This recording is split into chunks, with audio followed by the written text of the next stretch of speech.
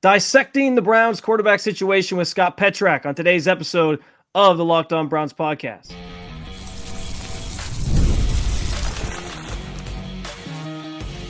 You are Locked On Browns, your daily Cleveland Browns podcast. Part of the Locked On Podcast Network, your team every day. What's up, Dog Pound? I'm Spencer German, your host of the Locked On Browns podcast, proudly covering your Cleveland Browns each and every single day in the land and on the road. Scott Petrak of the Chronicle Telegram joining the show today as we talk through the Browns quarterback situation among a whole host of other topics concerning the state of the Browns at this very moment. I do want to thank you for being an everydayer at the Locked On Browns podcast and making us your first listen every single day. Please hit that subscribe button wherever it is that you listen to your podcast. And of course, the Locked On Browns YouTube channel. Also want to let you know today's episode is brought to you by FanDuel. Right now, new customers get $200 in bonus bets when your first $5 bet wins. Scott, very grateful to have you on the show for the first time here today. First of all, how have you been? How has your offseason been? Oh, everything's good, buddy. Busy. This is a busy one with the number 2 pick in the draft and everything else going on. Yeah, no doubt about it. And we'll start, obviously, talking about just some of the players that were drafted here in recent weeks. And I want to start with the quarterback position because it's the thing that everybody is obviously watching, us included. What stood out the most to you about Dillon Gabriel and Shedeur Sanders during rookie minicamp this past weekend? Yeah, to me, I like to see a quarterback throw in person myself. And Coach Kevin Stefanski talked about, that's an important step in the process for him, too. And obviously, he saw those guys throw before the draft. But last weekend at rookie camp was the first time I got to see him. And nothing I didn't expect. I knew both guys threw it well, in my opinion. I know there were questions about Shedeur Sanders' arm strength. I didn't have those questions after watching a bunch of his game tape from, Colorado. I thought he made enough throws. Yes, there's some balls that come out of his hand wobbly. You saw that at the pro day in Colorado. You saw it at minicamp. Most of them are the shorter throws. Like the throws a little flat. Sometimes they don't come out with the tightest spiral. But when he needs to make a deep throw, he can do it. We saw plenty of examples of that. I think the intermediate game, his arm is plenty big. I saw that in Colorado and again in Berea over the weekend, where if he needs to, put zip on the ball on a tough dig route, he can do it. So, and Dillon Gabriel, the ball comes out really clean for the most part. It's good spin. He throws over the top, which you need to when you're the size that he is. So I thought my first impression was both guys throw it well enough to play in the NFL. And I think that's a huge, box you have to check. Now, they both should, right? They're both drafted and the Browns did their work on them. But that was my takeaway. Hey, these guys throw it just fine. The philosophy on young quarterbacks has changed, I think, just across the NFL in general, like how you handle them, when they should start, when they, should actually get a chance to play. This is the first time we've seen the Browns have a situation, at least with this regime, have a situation where they're really trying to develop a potential starting quarterback in probably one of these two guys. So what is your understanding, Scott, of just the philosophy from this organization specifically on trying to develop these two young guys in terms of when they feel like they should potentially play for the first time? Yeah, that's an important question. And there's a lot that goes into it because let's say the Browns have taken Shedeur Sanders at number 2, then there's a big commitment to him. And whether that's you play him right away or you don't, that's all about you trying to maximize his value or maximize his career. And when he's ready, you put him out there. You don't want to put him out there too early. But when you draft a guy at 94 in the 3rd round in Gabriel and 144 in the 5th round in Sanders, you don't have that commitment. And we know that part of the trade from 2 to 5 was to get that extra first-round pick in 2026 in case you need to get a quarterback. So I do think that speeds up the clock a little bit. Now, if Joe Flacco or Kenny Pickett starts and the Browns win 11 games, then you're not in any hurry to get the rookies out there. But if Flacco and Pickett don't impress or they start the season and struggle, then I think the organizational mindset becomes, well, let's see what we have in these young guys. And we've seen that plenty of times. You're right, not in the Stefanski era, but we've seen it plenty of times before that where a young guy gets forced out there because it's like, well, let's see how he looks in game action. So, let's assume neither of them wins a starting job. And I don't think that's a fair assumption, but let's assume they don't. Then it'll be, okay, when's the right time to go to the rookie? And I think that can be a tough spot to be in as an organization, trying to manage the present and the future especially when you don't have a lot of quote unquote resources devoted to either guy. So along those lines, sitting here today, Scott, and obviously it's super early. It's May. The Browns don't know anything. I know fans like in terms of who they're going to have as the number one guy. The fans love to analyze all the videos we put out on social media of them throwing and deciding who was better, or who's leading the charge or whatever. But sitting here today, if you had to guess, what will the depth chart be at quarterback going into training camp at the end of the summer? Yeah, I would go Kenny Pickett number one. Yeah. I'd put Shedeur Sanders number two. And this is also, I'm not saying necessarily from a who's going to take the reps. It's my odds to be the starter week one. Yeah. And there's probably a connection there. And then Joe Flacco is there in case you need him. And we've seen him come off the couch and be successful. I don't think he needs a lot of practice reps. I don't know if he needs a lot of time and preparation. It helps that he's already here and learning the guys and knows the playbook. So I think you have Joe Flacco and you know what you have. The other three guys, you don't know what you have. They're all new here. Two of them are rookies. So, I think Pickett, the Browns would like for him to be the starter because they think he's a young guy with upside that could be the long-term answer. So if he can be it, that's perfect. And then I just think Sanders is going to turn out to be better than Gabriel. I felt that way before the draft. Now, the Browns obviously didn't because they took Gabriel first. So there's that dynamic in play. But I would go Pickett, Sanders, Flacco, and then Gabriel. And Gabriel could prove me wrong. Like I said, the Browns obviously liked a lot of things about him. I just have a difficult time getting over the height. Does the fact, though, that Dylan Gabriel is a third-round pick, how much does that, you think, factor into a decision with him? Because, like you said, they clearly liked him. I mean, Kevin Stefanski had a big smile on his face sitting in the media room talking about him. He rarely shows that type of emotion. So it feels like he almost has this inside track because they used a top 100 pick on him. How likely do you think that is to influence that ultimate decision of what the depth chart looks like? Yeah, I think that's a huge part of this. But I also know that, when you get to the NFL, and the Browns say it all the time, that the draft position doesn't matter. And they say that, and I don't believe them all the time.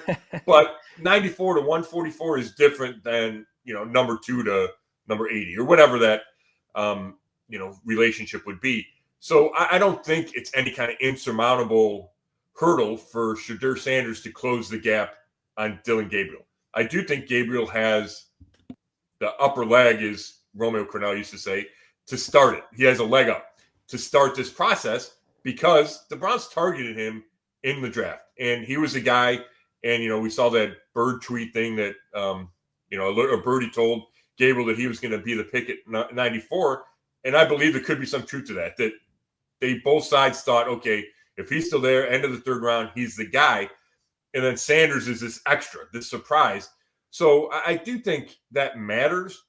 I also think when you look at those two guys next to each other and Sanders is bigger and stronger, that all of a sudden you can have a change of heart inside the organization. So I think it helps Gabriel day one. I don't know if it helps him day 30.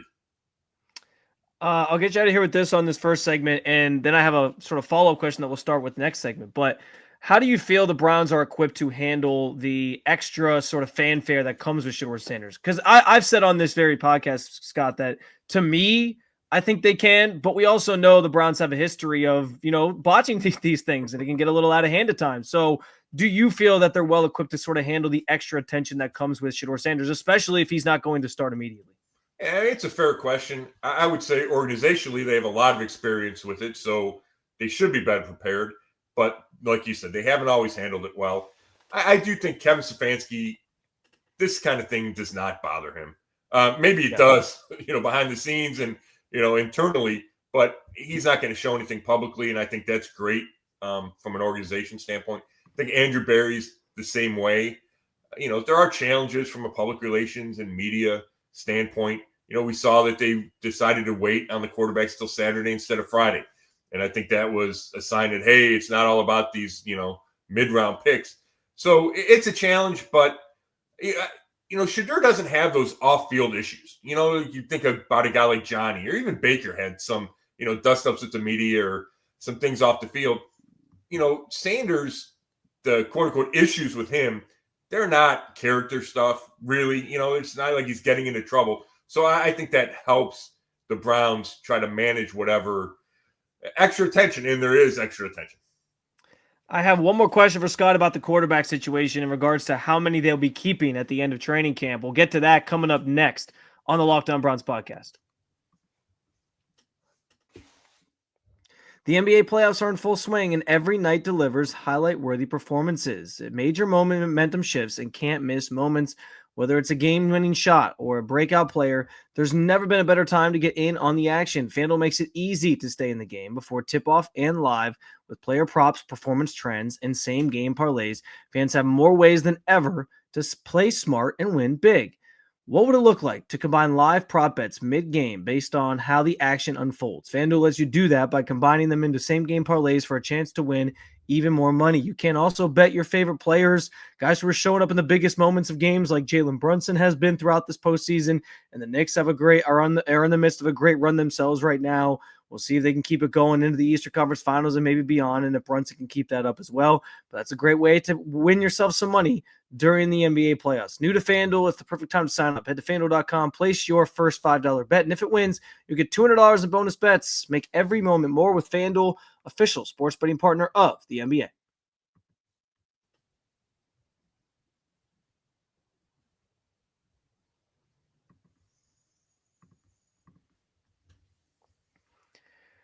All right, the conversation continues with Scott Petrak of the Chronicle Telegram. Very grateful he's joining us on the show this week. Scott, I teased it there before the break. The Browns tend to keep four guys during the offseason. That's not a surprise that they have four on the roster right now. But is there a world where they get to the end of training camp and they actually retain all four guys going into next season? And I know there's an important distinction here because last year they technically did keep all four guys beyond cutdown day, but it was all just to kind of, weigh the market and see who, if anyone will bite on a potential trade. Nobody did. And then they ended up just cutting Tyler Huntley, as we know. But is there a chance that they actually go into week one with four guys in the roster? And if not, who do you sort of view as being the odd man out of this group that time when we get to that point in the season? Yeah, the only way I see them keeping four is if one of the rookies were able to get through to the practice squad, right? So they would have to waive somebody at some point. And then if Gabriel or Sanders isn't claimed, then they could bring him back on the practice squad. I could see that scenario. I think what is more likely, and there's so much time to see what plays out. Let's say both rookies impress. Then I think the Browns would look to shop Pickett or Flacco, depending on which one was going to be. Let's assume one of them's a starter, and what value you could get for either guy. If Sanders or Gabriel were a complete flop, I have a hard time thinking the Browns cut Gabriel. He's a third-round pick. We talked about how they liked him. So, do they cut Sanders if Sanders doesn't look good in the preseason? I don't know. I got a hard time thinking they do that either, but maybe they do. Maybe if he's bad and you get the distractions, maybe they just cut ties with him. But I think more likely is they keep both rookies and then decide which one of the veterans they can try to trade. I feel the exact same way. And it'll be interesting because I think different people have different standpoints of hey, Pickett's the one they should trade. Flacco's the one they should trade. One has more value than the other if somebody gets hurt, they need a quarterback. So that'll be a conversation I'm sure we're having for months here ahead, Scott. But I want to transition from the quarterback room to the wide receiver room because one of the biggest surprises of draft weekend was that they didn't prioritize the wide receiver room at all. And they sort of waited to sign Deontay Johnson after the fact. And I think they're maybe still looking to add to that group in some capacity. But what do you make of that room right now? And do you think that Andrew Berry still has something up his sleeve in terms of trying to add a notable player? I don't know if it'll be like a big name, but somebody out there to add just some depth and some competition going into training camp. Yeah, I would probably have realistic expectations on who that player would be, but I definitely think there's another move to be had at receiver.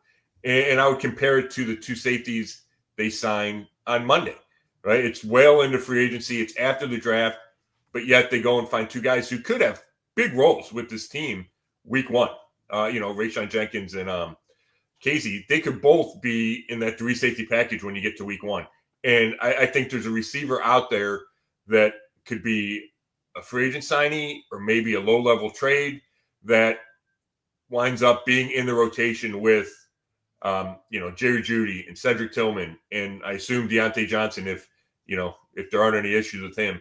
So I just don't think they're deep enough right there. And you saw part of that. They signed 3 of the tryout rookies, to the 90-man offseason roster, which is a little bit uncommon that you would sign 3 at the same position. I just think it shows you the lack of depth that they have. And I just think they're not. I think they're at least one piece short at receiver, and I think Andrew Berry realizes that. How much do you think, though, like getting back to the basics of Kevin Stefanski's offense, where it's a lot of 12 personnel, it's a lot of outside zone runs, and sort of focusing on the run games to set up the play, the passing game? How much do you think that plays into the fact that they maybe haven't prioritized wide receiver enough this offseason, and that they took somebody like Harold Fannin where they did in the third round? Yeah, I think it is a factor, but I think they would be short-sighted to think you don't need receivers to win. Sure. I mean, it comes there are games where you're going to need to score 35 or 40 points, and it's hard to do that running the ball up the middle and throwing to your tight ends. It just is. You get to 3rd and 8, 3rd and 10, you got to spread it out. And, it's 2025 in the NFL. So I think they realize that they need that they need better receivers, better wideouts. But your point is true. I think when they look at it, they thought running back and tight end were more important, but you just can't ignore a wide receiver. Who is the veteran? We'll get to some of the rookies that are going to make an impact on this offense, I think, early on especially. But is there a veteran that you look at on this offense right now for the Browns that you think has the most to prove going into 2025? Like there's ones that aren't going to make this cut, like somebody like Joe Bitonio. He's well established. Like we know what he's going to bring to the table. But a veteran who stands out is like this guy needs to have a big 2025 if this team's going to have any success. Yeah, that's a good question. I would say there's 2 guys. Now, one's a real veteran. It's David Njoku. He needs to bounce back from what was a disappointing 2024. And I would attribute most of that to injuries. He wasn't healthy really from week 1 on, and that limited what he could do. I don't know if that was the whole reason he wasn't the same player, especially coming off, what felt like a breakout in 2023. He goes to the Pro Bowl. It was that season everybody had been waiting for since he's a first-round draft pick. And then it was a step back. And again, it wasn't all his fault, but it was a step back last year. If they're going to go with a lot of 2 tight ends and use those guys as the main part of the passing game, or even a huge part of the passing game, he needs to be part of it and, combined with Harold Fannin Jr. But it needs to be about David Njoku. It's a contract year for him. So, that usually helps guys kind of achieve what they're looking to do. And then my second answer would be Cedric Tillman. And he's not a veteran, but he's been in the league now for a couple of years. And we've seen glimpses, but not sustained. And if we're talking about a lack of talent at receiver, that's one way to overcome that is for, he could be the number 2 receiver. And you need him to be consistent and stay on the field and contribute like he did for the couple of weeks with Jameis Winston last year. When I answered this question on the show a couple of weeks ago, that was my answer was Tillman. Just the fact, like you said, he's set up right now to be the number 2 wide receiver. You've seen spurts, but not consistent enough, and they are clearly counting on him to have a bigger role in this offense. So I like both those answers. I think Tillman's a really good one as well. You mentioned David Njoku, though. What are the chances as he goes into a contract year that this is his last year, you think, with the Cleveland Browns, especially given that they drafted his potential successor in Harold Fannin Jr. this year in the draft? Yeah, I think it could be. I think there's a good chance it could be his last year. Now, I don't think it's a slam dunk that it's his last year, and I'll give those reasons first. This regime has always loved him, and they gave him numerous chances. It was about year 7 before he had that breakthrough. He wanted to be traded, and they wouldn't trade him back in the day. So you have that part of it. Plus, he's extremely talented, just physically. He always has been. So I think those are – and, Harold Fannin, I'm not sure he's your prototypical tight end. He's 6'3". David, I want to say 6'4", 6'5". David's thicker. He's about 250, 260. Fannin's 240. So I don't know if Fannin is an every down inline blocker. And now you can find those guys, but I think they prefer if it was Njoku and Fannin was a 1-2 punch. Now the reasons it could be his last year is, he's going to be expensive. We know this roster is in some kind of transition. If the Browns have a bad year and it just kicks it more toward quote unquote rebuild, then would you sign a 29-year-old David Njoku to big money? Probably not. So I think a lot depends on how Njoku plays this year and what kind of season the team has. If the team is kind of borderline going into the playoffs in 2026, or even if they make it in 2025, then he could be a key piece. But if they're drafting a quarterback in the top 5 next year, I don't know if you need David Njoku for that transition. We take a look at the defensive side of the ball coming up next. I want to know from Scott, who gets the first crack at starting opposite of Myles Garrett along the defensive line? We'll talk about it and much more coming up next on the Locked On Browns podcast.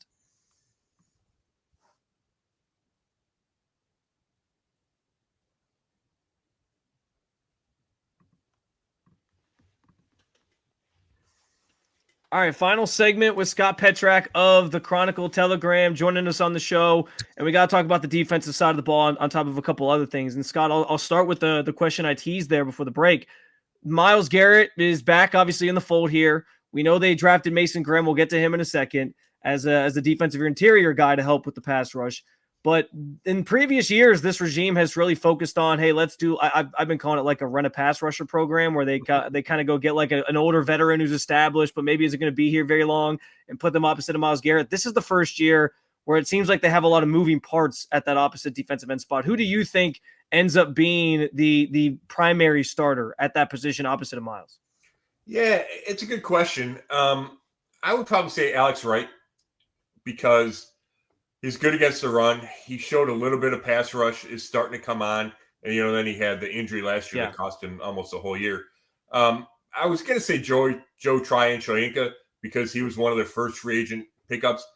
But, he's transitioning from the 3-4 linebacker to the 4-3 end. He's a little undersized to be an every down defensive end. So I could see snap one against whoever they open with being Alex Wright. And then when they go to the pass rush, Wright slides inside next to Mason Graham, and your two edges are Garrett and Tryon-Shoyinka. And then you got Obo Okoronkwo in the mix. I thought he could have been traded at any point during this offseason. I thought Tryon-Shoyinka was kind of a replacement for him, but Obo's still here. So they have some depth there. But you're right. They're kind of in a weird spot, because they did always have a Clowney, or before that was Olivier Vernon, and then they had Zadarius Smith. And I thought for a while, I thought they're going to replace that with Abdul Carter. And then they don't do that. They don't draft any edge guy.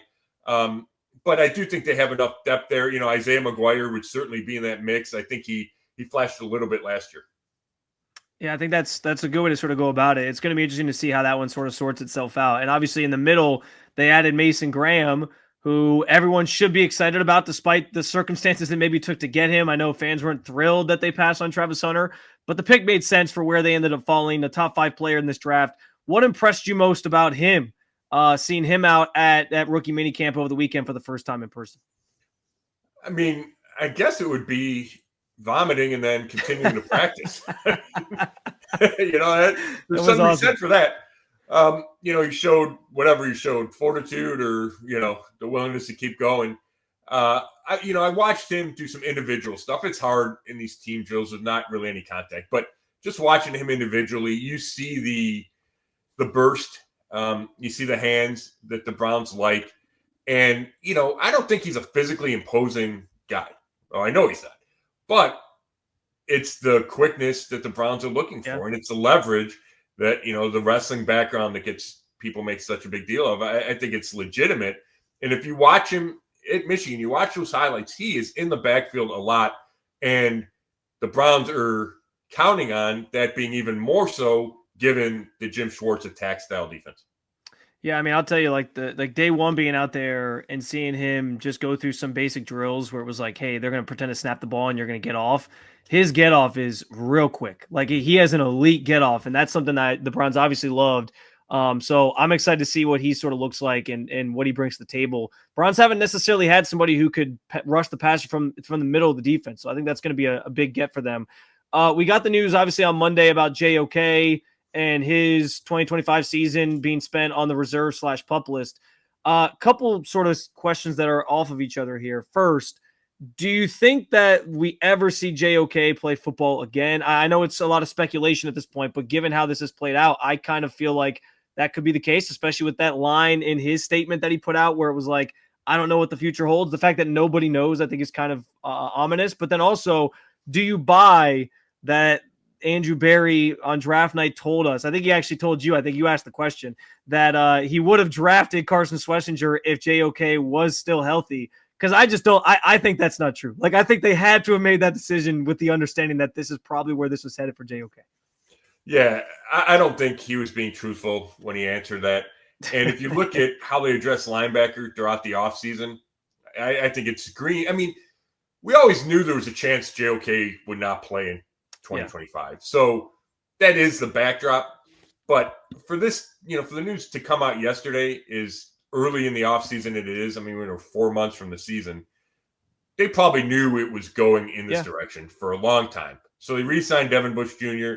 They signed Jerome Baker. They draft Carson Schlesinger. It all feels like, if JOK had come back, it would have been this huge bonus, but they didn't even expect it. And I don't even think they thought him coming back was really an option. So I don't believe Barry when he said that. The pick I still don't love the pick. I don't love linebacker that high, but it makes more sense if JOK is not going to play at least in 2025. And as far as his long-term future, I would probably say doubtful that he plays again because I just don't know. I'm not any kind of medical expert, but I don't know how your neck just heals. What's going to be the turning point from now moving forward that says, okay, now it's okay to get hit again in this crazy violent game. We know JOK is an incredibly thoughtful human and he has other interests. And I don't think he would take I'm trying to think of the right word, just take an extraordinary risk to his overall health to play football again. I think he wants to play football, but if the doctor says, hey, you're really risking A, B, or C, I think he's the kind of guy that could say, okay, I'm good. I'm going to walk away.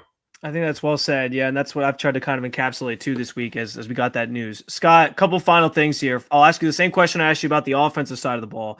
Is there a veteran that stands out to you on the defensive side of the ball that you think has maybe the most to prove this year for the Browns that they're going to be successful? Let's go Grant Delpit. We talked a little bit about the safeties earlier. He's got to be the guy back there. Not that he hasn't been, the last couple of years, but you've seen this glimpses of a Pro Bowl type player, but I don't know if we've seen full on the guy you expect when they expected when they drafted him in the second round in 2020. So I think Grant Delpit, you need playmakers back there, and he just didn't make enough plays last year. And then looking at the entire rookie class, not just necessarily on the defensive side of the ball, who do you think is the rookie that's going to have the most impact or the biggest impact maybe on the Browns having a successful season? I'm curious your answer, and I'll reveal mine after you give me yours. Yeah, I think it could be a bunch of guys, right? Like you look at the 7 guys, and I think you can make a case for 5 or 6 of them. If one of the rookies wins a quarterback job, then for sure, obviously that's the answer. But I don't know if I feel super confident with that. So I'm going to go with Quinshon Judkins just because I think he's going to get the ball a ton. Not that Mason Graham or even Schlesinger, they could have big impacts on that side of the ball. But if you give me one guy across the 7 draft picks, Judkins is going to carry it 20 times a game, I would think, and run for 1,000 yards, and that could have a big impact. We great minds think alike, Scott, because that was my answer when I talked about this a couple weeks ago as well. And for the same reasons you laid out, going back to Stefanski's offense, they're going to run the football. He is this team was inept at scoring touchdowns last year. They could not score, and having somebody that can sort of be that jolt on offense and be a focal point, I think is going to make a major difference. And that's no disrespect, like you said, to guys like Schlesinger, guys like Mason Graham. I just said it, Mason's going to, I think, have a really big impact with Myles Garrett drawing so much attention on the edge that he'll be able to really wreak some havoc. But, that defense already has some guys that are pretty established. I think the offense is kind of this ball of clay where they're looking for somebody to sort of emerge, and I think that could be him. So, Yeah, I like that answer a lot for obvious reasons. Scott, I'll end with this one real quick. Is there anything, you have anything on your wish list for the schedule? Like any dates you want to avoid? You're not like primetime games? Is there anything that you're hoping that the Browns have on the schedule? It's a good question. Selfishly, I get to most of the games, but not all of them. It depends on the season. If it's a better season, I tend to travel more. So I would put the best trips early, because I usually go to some early games. So put Vegas and New York early, and hopefully I get there. I was going to say, I know you want to go to Vegas again, so let's hope that one's early on the schedule too. So I selfishly said I want the Patriots early so that I can catch a Red Sox game in Boston while we're there if we go in September. So that's one of mine. So I feel you on that one. Scott Petrak of the Chronicle Telegram, his work, the website is brownzone.com. Scott, I truly can't thank you enough for this, man, for giving us some time during the offseason. It's always nice to have guests to sort of spitball with, and it's not just me talking to myself. So appreciate you, and I hope we get a chance to do this down the line again. Sounds good, bud. That's going to do it for another episode of the Locked On Browns podcast. Do want to thank you for being an everydayer at the Locked On Browns podcast. Make sure you hit that subscribe button. Make Locked On Browns your first listen every day. For your second listen, check out Locked On NFL Scouting, or you can keep it local. Check out Locked On Cavs or Locked On Guardians. Thanks for being an everydayer with the Locked On Podcast Network. I will talk to you again real soon, Cleveland. Take it easy.